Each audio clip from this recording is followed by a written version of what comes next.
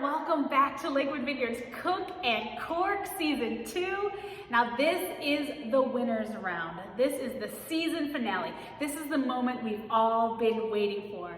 And what I love most about this episode is that our little show has come completely full circle, because the three chefs that launched Cook and Cork last year, Chef Tracy, Chef Abby, and Chef Tami, are matched up again in this epic battle to see who will take home the coveted golden spoon. Now today's mystery ingredients include organic beef short ribs from Engelbert Farms, parsnips from Muddy Finger Farms, and honey from Wixon's Honey. The mystery wine? Well, it is our winner's round, so for the first time ever, contestants must include 2 wines in the composition of their dishes. So we've got our Caberent Franc, as well as our Niagara. So judges, please review the photos and the video before voting on your favorite. And on behalf of everyone at Lakewood Vineyards, I want to thank you so much for participating in our culinary competition. We couldn't have done it without you. So thank you, happy cooking, and cheers. Hi, welcome back to Cook and Cork for the winner's round. I'm Chef Abby, and I'm going to be making some beef short ribs today, which I'll marinate in a Korean style marinade. It's going to have some garlic, ginger, and some Niagara from Lakewood Vineyards, of course, to give it a little bit of sweetness and a little bit of acidity. And then I'm going to prepare a parsnip. Really not my favorite vegetable, but I think if we make it into noodles and make a nice dressing for it, it's going to go really well with those beef short ribs. And then for dessert, I'm going to make a pavlova. I'm going to incorporate some Wixon's honey, and the cherry compote is also going to have Cabernet Franc in it. So let's get cooking. Okay, so now I'm going to work on the compote for the pavlova. I'm going to start with Cab Franc, add it to my pan, reduce it by about half, or when it looks a bit thicker. And then I'll add some cherries to it, a little bit of sugar, and then I've got some water with lemon juice and some vanilla in it. I'm just going to simmer that while I work on preparing everything else. Okay, so I just added a bunch of powdered sugar to our whipped topping for the pavlova. So we've got heavy cream, mascarpone, and some sugar in there. I'm just gonna whip it up until we got some peaks formed, and that'll go on the pavlova, and then we'll top it with the compote.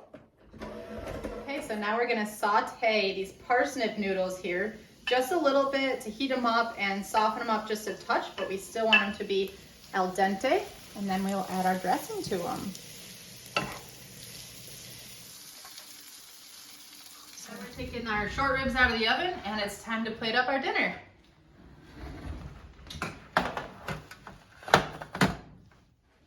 All right, we have our finished product here. We've got our Korean beef short ribs, garlic, ginger, parsnip noodles, a bed of lettuce, a little bit of Asian pear to garnish it off. And here is our pavlova with cherry and Cabernet Franc compote and some delicious Cab Franc to go with it. I can't wait to dig into this. Good luck to the other judges. We've got Tami and Chef Tracy. Cheers. Hi guys, it's Tracy back again for the final round of Cook and Cork Season 2. Today we are cooking up some short ribs with a Cabernet Franc honey barbecue sauce to go over a bed of macaroni and cheese.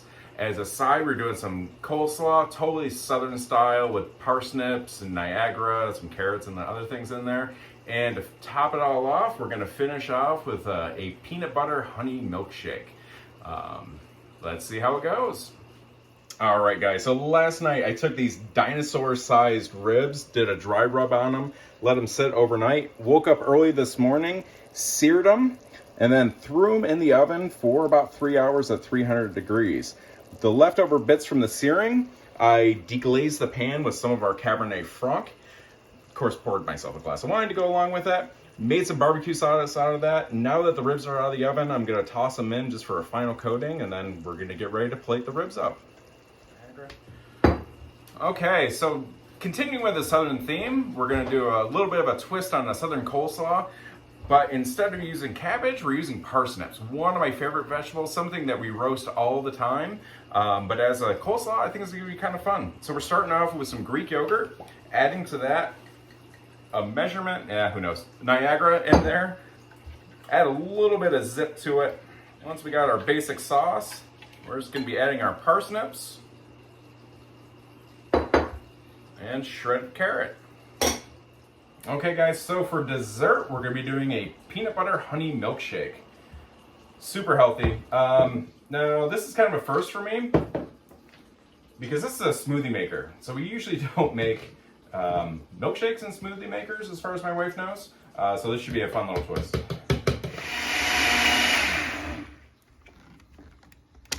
Thanks everybody for watching another season of Cooking Cork. I finished up today with our short ribs cooked with our Caberent Franc honey barbecue sauce that I whipped up, a parsnip coleslaw with our Niagara as the base. Of course, it's Southern style, so I had to do some honey cornbread and some mac and cheese to go along with it. Finishing it all off for dessert with our peanut butter honey milkshake. And of course, it can't be complete without our 2018 Cabernet Franc. Cheers, everybody. Thanks for watching.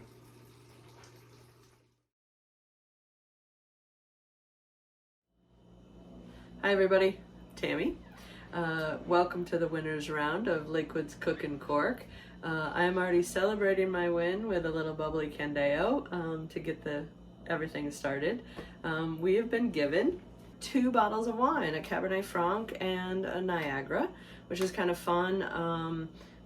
Cabernet Franc, I'm going to braise the beef ribs in, and then the parsnip I'm going to puree and have that as a side with all that good juice that's going to happen with the braising of the beef ribs.